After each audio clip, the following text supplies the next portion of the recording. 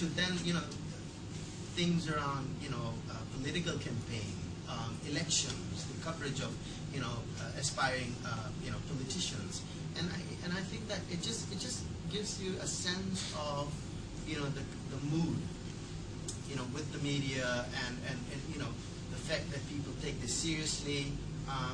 For instance, if you're on a talkback show on television and somebody's asking a question and a journalist is barely able to conceal his or her amusement when somebody's asking a question, and there is this sense of insinuation that, oh my God, how can he ask that kind of dumb question?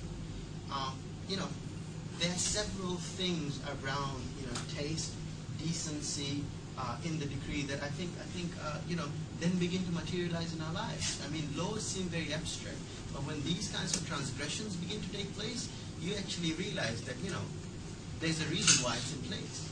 So it spans from the banal to the real politically taxing, sort of complaints, right?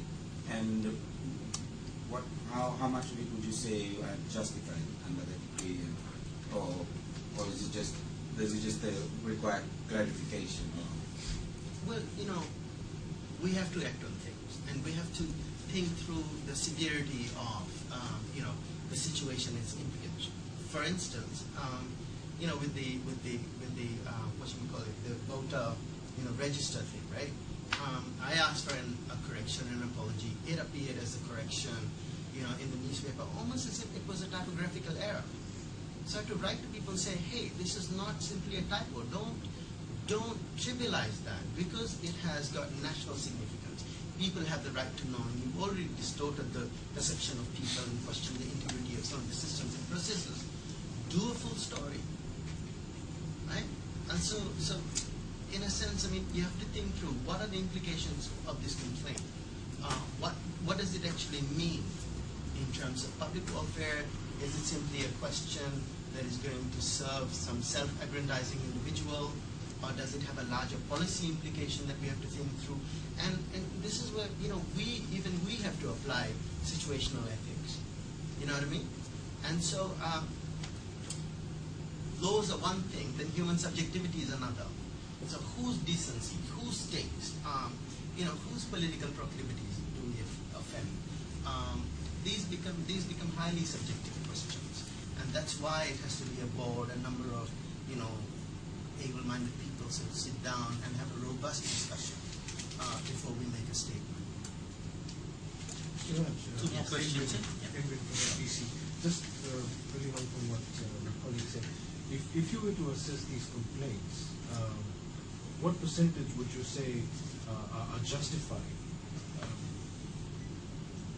Do you have an assessment? Look, I've been in office for almost 2 months now, and there's been like 4 complaints. I mean, I'm also looking at the backlog of complaints that was supposed to be dealt with by my predecessor, and I'm going to deal with that. And a couple of things have been dealt with, but I'm trying to work very swiftly.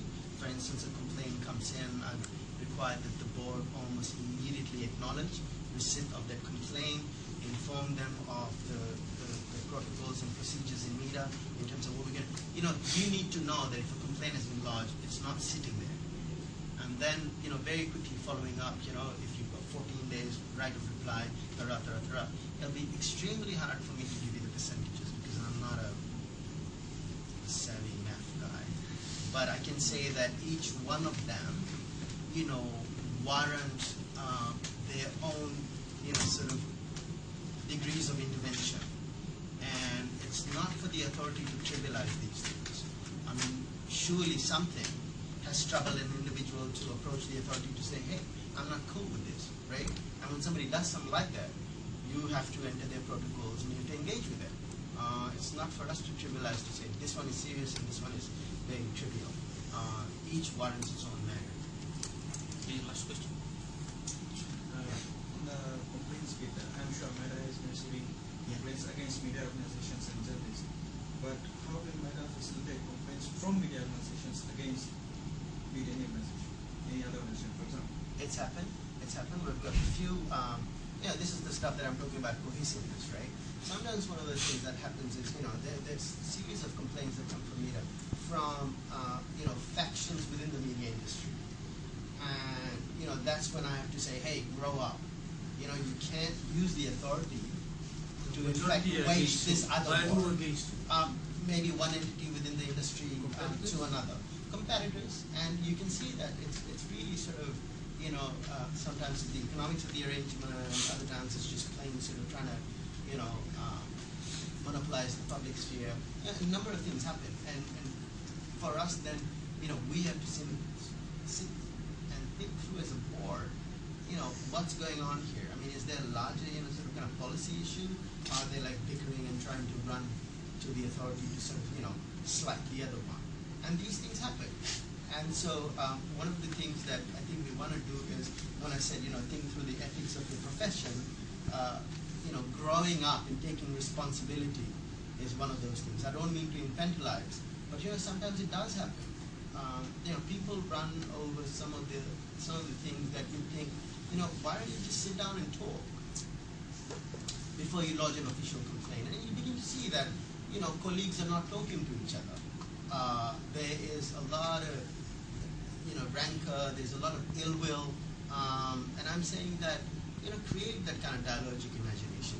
Sit down, talk about things, and if you feel that you cannot, come to some kind of amicable solution, by all means come to the authority, but